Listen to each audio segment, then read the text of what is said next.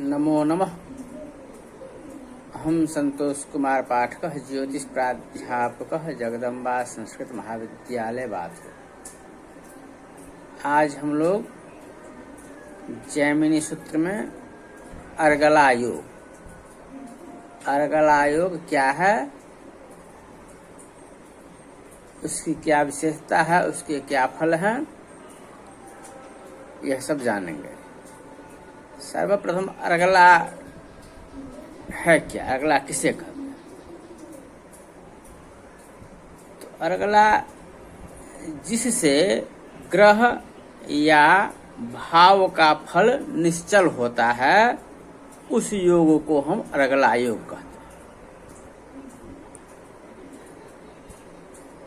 समझ गए? अर्गला किसे कहते हैं? भाव अथवा ग्रह का फल निश्चल होता है।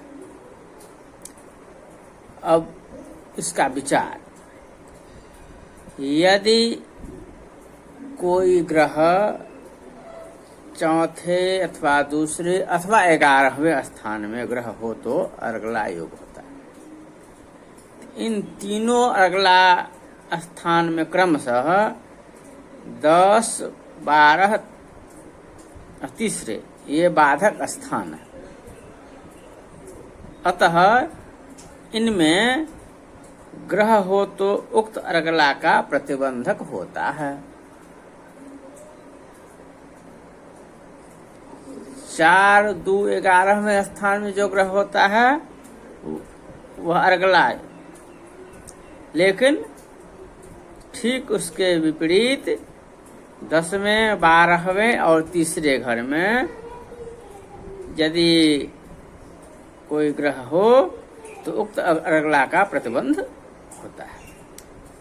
परंतु अर्गला कारक ग्रह से बाधक स्थानस्थ ग्रह निर्बल व न्यून संख्या में हो, अल्प संख्या में हो तो बाधक नहीं होता।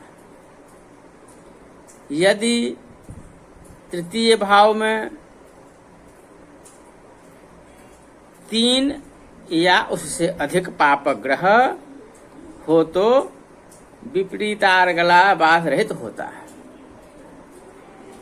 उस अर्गला से भी फल की पुष्टता होती है। इसी प्रकार 5 स्थान अर्गला और 9 स्थान उसका बाधक समझना चाहिए। तथा वक्र गति होने के कारण राहु और केतु के अर्गला स्थान और बाधक स्थान विपरीत समझना चाहिए। एक ग्रह से कनिष्ठ, 2 ग्रह से मध्य, 3 या अधिक ग्रह से अर्गला श्रेष्ठ होती है। इस प्रकार राशि और ग्रह दोनों से अर्गला का विचार करना चाहिए। और इसमें निर्बाध अर्गला ही फलप्रद होती है। सवार्ध गला निष्फल होती है। जो राशि या ग्रह सार्गल हो उसकी दशा में ही उसका पुष्ट फल समझना चाहिए। तो लग्नादि 12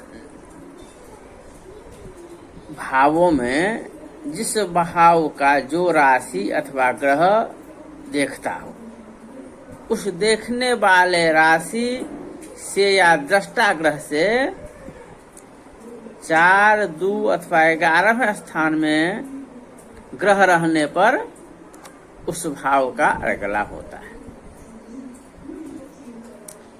अब इसका अर्थ यह है कि राशि दृष्टि के समान ग्रह दृष्टि भी होती। अतः प्रत्येक राशि से या राशिगत ग्रह से 4 अथवा 2 व 11 स्थानों में ग्रह रहने से अर्गला योग कारक होते हैं। परंतु अर्गला योग उस भाव का होता है जिसको राशि या ग्रह देखता है। जैसे मेघ राशि में मंगल है तो मेष या मंगल से चतुर्थ कर्क, द्वितीय वृष और 11वें कुंभ राशि में कोई शुभ या पापक ग्रह रहने पर मेष की वृश्चिक राशि, वृश्चिक, सिंह और कुंभ राशि का अर्गला योग होगा। यदि किसी का जन्म लग्न मिथुन हो तो मिथुन से छठे अर्थात रिपु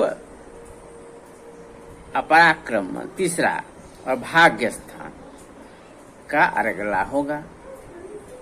इसी तरह प्रत्येक भाव का विचार करना चाहिए।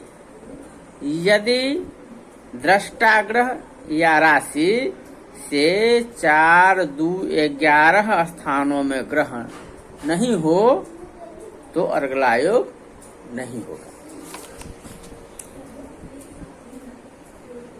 उदाहरण में जैसे कि किसी का जन्म मेष लग्न में है और लग्न में चंद्र और मंगल है, वृष में सूर्य है, कर्क में गुरु और कुंभ में शनि है।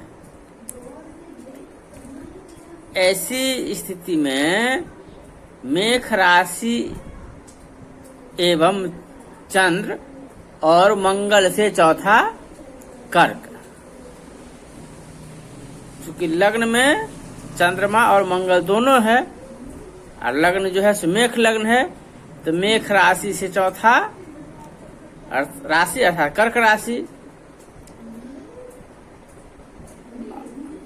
और दूसरा वृष राशि और 11वां कुंभ राशि में ग्रह होने से मेष राशि के दृश्य स्थान वृश्चिक, सिंह और कुंभ जो अष्टम, पंचम और लाभ भाव लग्न के हैं, उन भावों का अर्गला योग हुआ। वृष स्थिर राशि है, उसका दृश्य स्थान अपने से तीसरे, छठे और नवम अर्थात कर्क, तुला और मकर है। अतः इन राशियों का अर्गला योग तब होगा जबकि वृष से चतुर्थ सिंह, द्वितीय मिथुन और एकादश मीन राशि में ग्रह हो। मिथुन दुस्वभाव राशि होने के कारण उसमें चौथी कन्या, दूसरा कर्क और एकादश राशि मेष है। मेष में ग्रह स्थित होने पर मिथुन की दृश्य राशि मिथुन से सप्तम धनु, चतुर्थ राशि कन्या और दशम राशि मीन राशि का अर्गला योग होगा। इसी प्रकार आगे की प्रक्रिया करके हमको समझना चाहिए। तो अर्गला के संबंध में इतना समझे और आगे फिर समझेंगे।